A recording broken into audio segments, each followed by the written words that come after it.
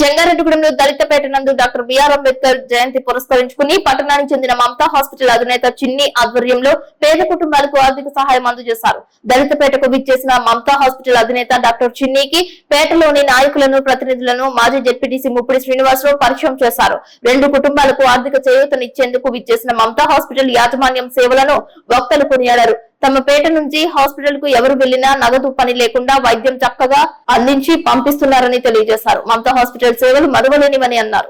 Doctor BR Ambedkar గారి జయంతి రోజున ఇక్కడ చేరినటువంటి పెద్దలకి, గ్రామ పెద్దలకి, నాతోటి సహవాసులందరికీ నమస్కారాలు.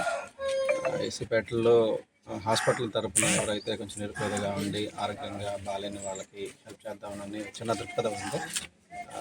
దానికి హాస్పిటల్ యాజమాన్యానికి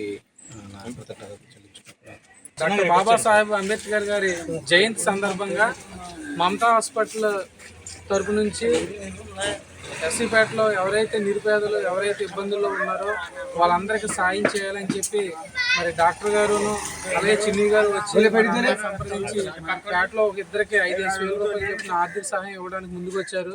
మనకి ఎంతగానో మరి సహకరిస్తున్న చిన్ని గారికి మమతా హాస్పిటల్ డాక్టర్లు అందరూ కూడా హృదయపూర్వక ధన్యవాదాలు తెలియజేస్తున్నారు. రోజు మమతా హాస్పిటల్ ఆధ్వర్యంలో డాక్టర్ బిఆర్ అంబేద్కర్ గారి 34వ జయంతి సందర్భంగా ఆర్థికంగా ఎవరైతే వెనకబడి శారీరకంగా ఎవరైతే సఫర్ అవుతున్నారో వారికి ఆర్థిక సాయం చేద్దామని ముందుకు వచ్చిన పెద్దలు గవర్నర్ డాక్టర్ గారు, అలాగే చిన్ని గారు, అలాగే మమతా హాస్పిటల్ యాజమాన్యం అందరికీ స్థానికంగా ఉన్న ఎస్సీపేట తరఫున ప్రత్యేకమైన ధన్యవాదాలు తెలుపుకుంటున్నాను. ఎందుకంటే నేను అడగలేదు, మీరే ఎంతో ఉదార స్వభావంతో పెద్ద మనసు చేసుకుని పేదవాళ్ళు ఎక్కడైతే ఉంటారో, సఫరర్స్ ఎక్కడైతే ఉంటారో తెలుసుకుని మరి మీరు ఆర్థిక సాయం చేయడం అనేది గొప్ప విషయం మేము భావిస్తున్నాం. మరి ముఖ్యంగా ఈ ఆర్థిక సాయం అని కాదండి, దీనికంటే కూడా ఎక్కువగా హాస్పిటల్కి ఎవరు వెళ్ళినా కానీ ఇప్పుడు మీరు డబ్బులు ఆడటం నేను చూడలే.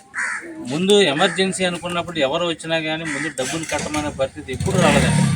మమతా హాస్పిటల్ కానీ తమ్ముడు చెప్పిన హాస్పిటల్ కానీ నిజంగా ఏంటంటే అడ్మినిస్ట్రేషన్లో అద్భుతమైన అడ్మినిస్ట్రేటర్ ఎవరంటే నేను చాలా మంది హాస్పిటల్ చూశాను.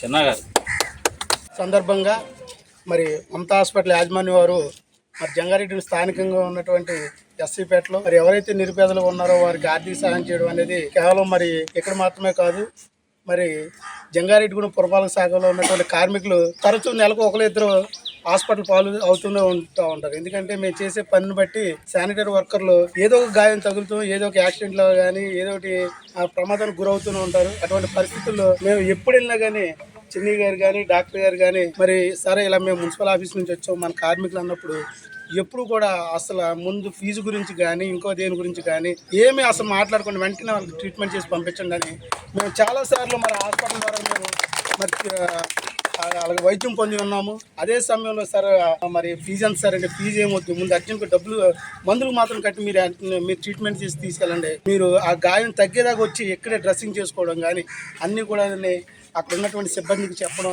మాకు చాలా ఆనందాన్ని కలిగజేసింది. మరి ఉన్నటువంటి జంగారెడ్డి హాస్పిటల్లో ఎక్కువ శాతం మేము మేలు పొందింది మున్సిపల్ కార్మికులు ఏదంటే గతంలో సాయస్ఫూర్తి హాస్పిటల్, అదే సమయంలో ఇప్పుడు మరి ఏది వచ్చినా కానీ వెంటనే మేము మమతా హాస్పిటల్ మాకు ఎక్కువగా మరి ఆదరించినటువంటి వైద్య సిబ్బంది ఆ యాజమాన్యానికి మరోసారి మేము ఈ యొక్క అంబేద్కర్ గారి జయంతి సందర్భంగా కృతజ్ఞతలు తెలియజేసుకుంటున్నాము.